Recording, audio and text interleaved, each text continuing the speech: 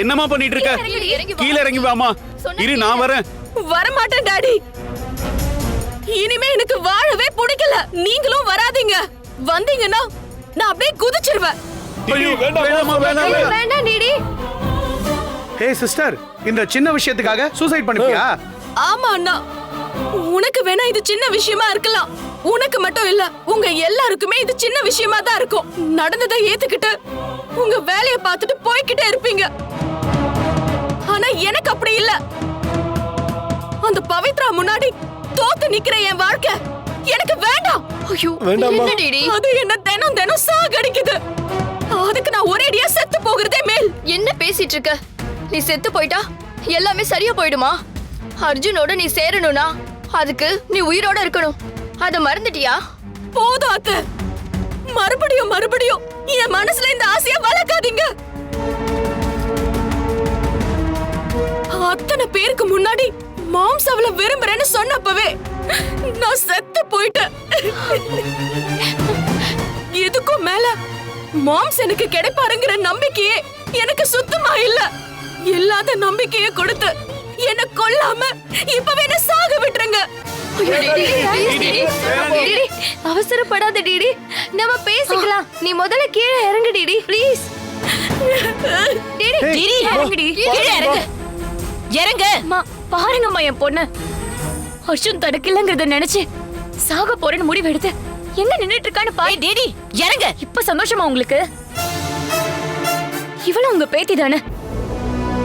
அந்த பவிதா முக்கியம்னு நீங்க எடுத்த முடிவுக்கு என் பொண்ணு இப்ப உயிரை விட்டுருவா போல. இவளை சாகடிச்சு அது மூலமா தான் நீங்க பவித்ராவை சந்தோஷப்படுத்தணுமாமா? சொல்லுங்கம்மா. நீ சும்மா இரு. எந்த நேரத்துல என்ன பேசுறதுன்னு தெரியாம பேசுற. டிடி, என்ன விளையாட்டு இது? முதல்ல கீழே இறங்கி வா, இல்ல நான் வருவேன். முடியாது பாட்டி, நான் சாகதான் போறேன். அர்ஜுன் பவிய விரும்புறேன்னு சொன்னதுனாலயா? அதுதான் உங்க எல்லாருக்குமே தெரியுமே. அப்புறம் ஏன் பாட்டி திரும்ப திரும்ப தெரிஞ்சதையே கேட்டு என்ன காயப்படுத்துறீங்க? எல்லாம் பேசி சரி பண்ணிக்கலாம்.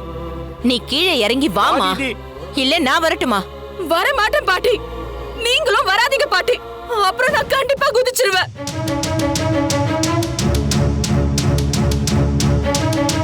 நீங்க என்ன பேசி எப்படி என்ன சமாதானப்படுத்துவீங்கன்னு எனக்கு நல்லாவே தெரியும். உங்களுக்கு என்னைக்குமே என்ன விட அவதான் ஸ்பெஷல்.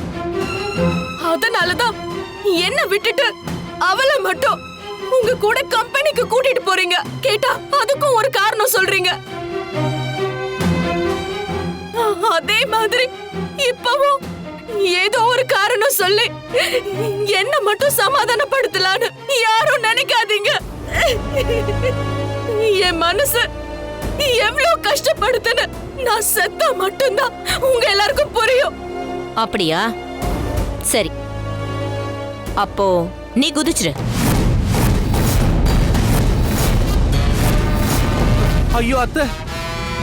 அம்மா என்னம்மா பேசுறீங்க? ஒரு வயசு வரைக்கும் தான் பிள்ளைங்களுக்கு நாம புத்தி சொல்லலாம்.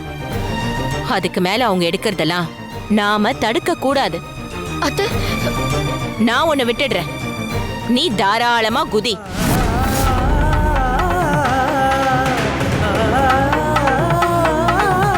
ஆனா ஒண்ணு, நீ குதிச்ச அடுத்த நிமிஷமே இந்த பாட்டியும் செத்துருவேன்.